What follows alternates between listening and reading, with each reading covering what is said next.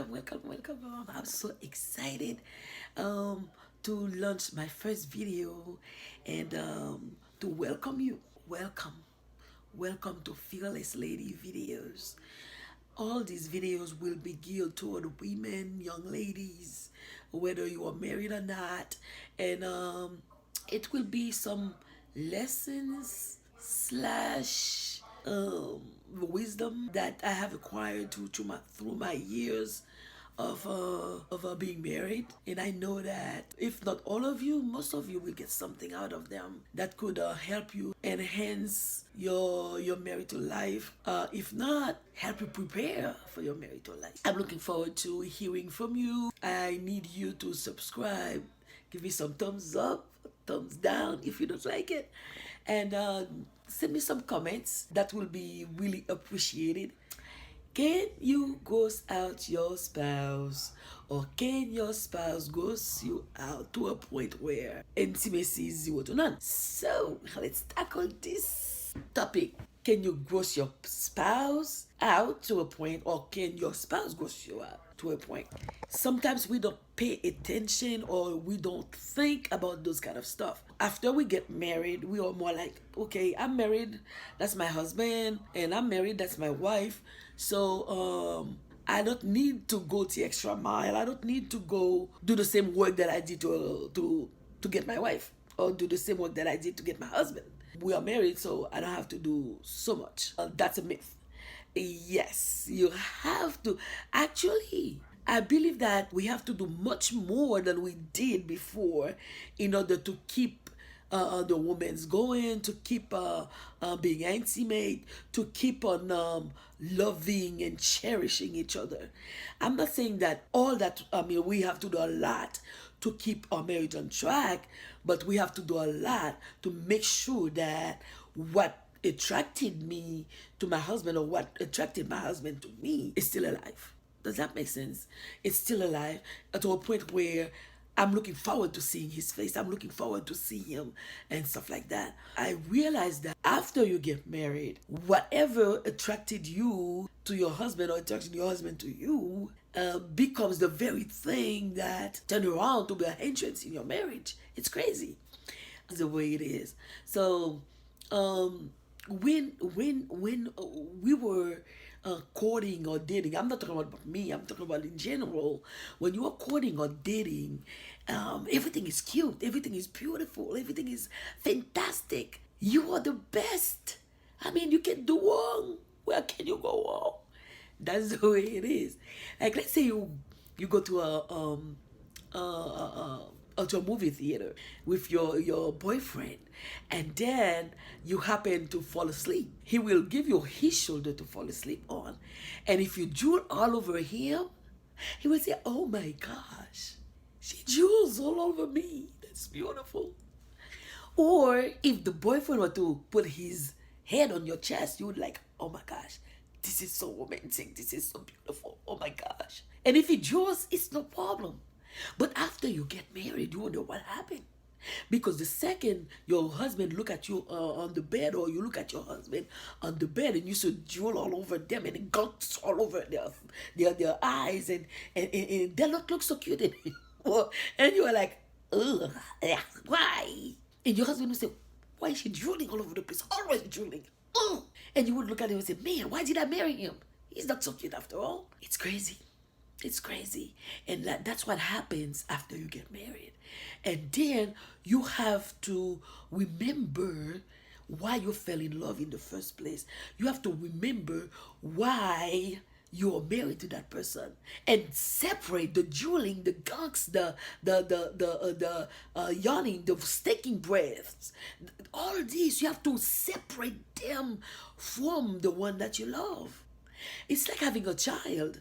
The child does whatever the child does, even in the child's adult life. Whatever that child does, it's still your child. And that helps a lot to understand that whatever your husband does is still your husband. Well, I'm not talking about you know what, but I'm talking about like the way he carries himself. If he's not a clean person, and And you have to understand that if you don't separate him from that, or if you don't separate her from that, you're gonna grow. I mean, he's gonna gross you out to a point where you don't want to touch him, you don't want him to touch you. And the next thing you know, you are separated from each other, not naturally or but physically, sometimes emotionally worse, separated. And you wonder why your marriage is falling apart. Well, there is no romance going on. You can sit down on the couch with your husband. Let's say you're watching a movie together, right? And then you find yourself in that corner and he finds himself in that other corner. And whatever you do sitting next to them ghosts them out. And they're like, ugh, really? Ugh. But if you don't take care of that, what do you think is going to happen? At one point or another, he will ghost you out to a point where you don't have anything to do with him, or he doesn't have anything to do with you. The next thing you know, when he tried to get be intimate with you, oh, take your hands off me. I remember you touch your feet. Oh, don't touch my food. Oh, stay away from me. Don't touch. No, no, no. I don't want to eat from you because you ghost me out. So a little ear can go a long way. Remember what the Bible says that a little leaven the whole lump. If you don't take care of that little ear, when you see your husband doing something that grosses you out, it's going to go to a point of no return, where you're like, okay, I'm so disgusted, I don't want to see you anymore. Or the husband will tell the wife, I'm so disgusted, you stay away from me. I don't need to eat from you, don't wash my clothes, don't touch anything. And the next thing you know, both of you are living in the house. Your conversation is, did you do the grocery? Are you cooking today?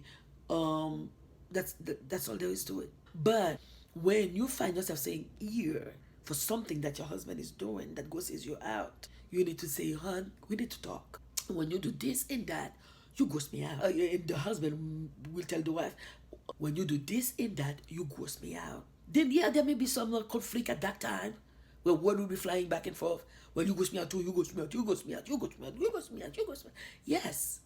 But if you talk about it and you take heed, make sure that when you do that thing that grosses him out, you don't do it around him. Find yourself a place by yourself. If you love to dig your nose and take your little boogers out, don't do it with your hands in front of your husband. Or husbands, don't do it with your hands in front of your wife. Sometimes after you take your boogers, you may forget to wash your hands, for real though. And if they see you going like this, and then you don't wash your hands, and then you want to cook for them, or the husband, you finish to do this, you don't wash your hands, or you finish to do whatever, scratch whatever, and then you don't wash your hands, that will ghost your wife out. So talk about what ghosts you out before it gets to a point of no return. Can you ghost out your spouse? Yes. Can your spouse ghost you out? Yes. But should either one of you let it go to a point where you want to stay away or drive you apart from each other? No. No. Because we are human. We scratch. We pick things out of our nose, whether people are seeing us or not. It is normal if you have boogers in your nose, and some dry boogers that you may have that stick over there somewhere, and then in order for you to, are you going to find a tweezer to go and get it? No. You're going to stick your hand in there, get your nails, and then scratch it out and then pull it out. But it is better to do it in a secluded place where your husband can see you or your wife can see you. I used to talk to some young ladies, and they would say, oh yeah, when I'm giving birth, I want my husband to be in the room with me and all this stuff. That's fantastic. That's perfect. That's beautiful. I had my husband stand in the room too with me when I was giving birth to my kids. And that's a long time ago. Okay. But I knew it was great, wonderful, nothing like this, to have my husband hands to squeeze when I'm having contraction, and to just for my husband to pop me, to breathe that Lama's breathing, whatever we learn in the class, and it's gorgeous. But when I tell my husband, listen, Mahan, I need you here, but I want you to stay right here by my head. Stay here, right here. That no, don't go anywhere down there. Let the doctors handle it. They can handle it. You stay right here. Don't look at anything that's coming down there. Stay here by my head. Yeah, stay right here. Because listen, when your husband is watching that baby's head coming out of you know what, he's gonna say, oh my gosh, this is beautiful. I watch my baby's head coming out. It's perfect. It's fantastic. It's super beautiful. You know, that thing is not gonna be retracted back to the way it was before. Especially after 1, 2, 3 kids. Then when your husband become not to be too satisfied, he will remember how it got there. Okay? I know, no. What are you talking about? Yeah, I'm a Haitian woman. I know about sitz bath. We can sit on that hot water forever so we can be jump. But how many of you know it doesn't retract as well as it was before? So don't give your husband a tool for him to be ghosted out. Don't give him any weapon. Actually, not your husband. You're giving the devil some weapons. Because the devil will make him remember all this stuff. And the next thing you know, I don't think. Let me tell you something. Why do you think after being married for so long, for a long time, some husband, thank you Jesus, some husbands would go out and try to find themselves a young little gang? Why do you think? So, if you're giving birth, young ladies, tell your husband you don't have to go down there. You can stay right by my head. That one point that you're going to have, that's for me. Okay? Believe me. That look down there, see that baby's big head coming out of it, will come back to haunt you. It will. With that said, don't do anything that you think will gross your spouse out for your own good, for harmony of spirit, mind, and body. Some men get grossed out to a point where they say their wife don't turn them on anymore. Listen, when you start taking a shower and you are naked and you pass by your husband, he doesn't give you a second look.